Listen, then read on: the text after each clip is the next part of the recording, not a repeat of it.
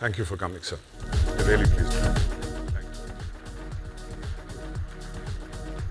you. This had been attempted by the government earlier 2 times, and the government was third time lucky. And we were able to conclude this.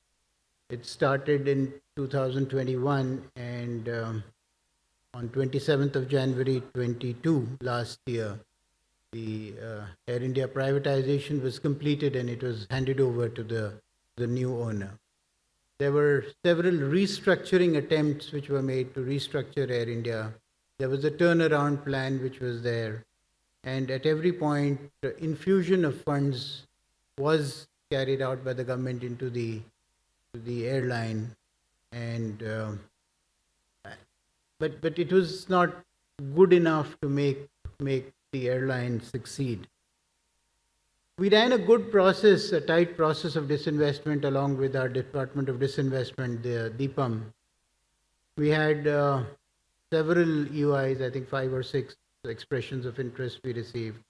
2 qualified bidders were there. Both the bidders bid aggressively, well above the reserve price, and we had a winning bidder. And that's how the privatization saga of Air India kind of came to a logical conclusion. Also, if you see a trend over the last few years, we are seeing a change where full service carrier model is also having acceptability in the market.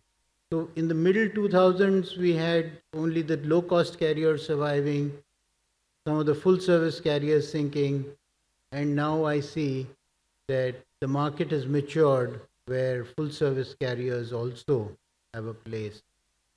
We have seen Vistara doing very well, expanding, doing well financially.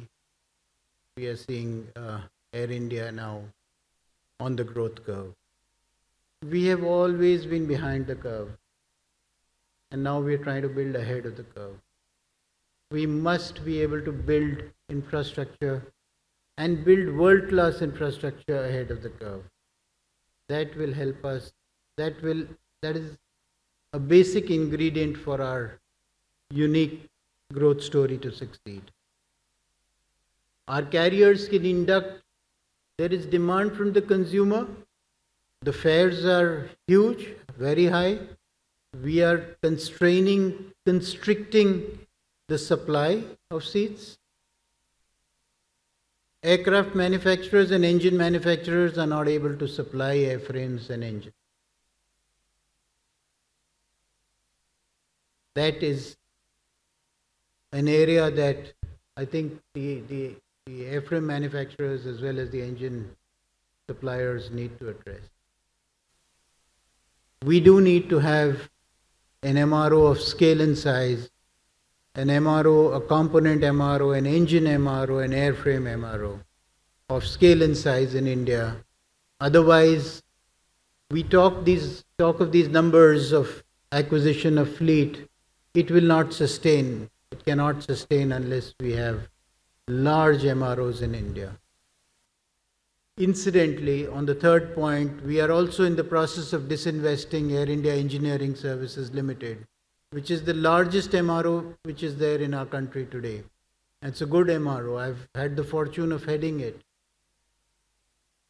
It's no longer in the red. It's making money. It has a healthy top line and a healthy bottom line too.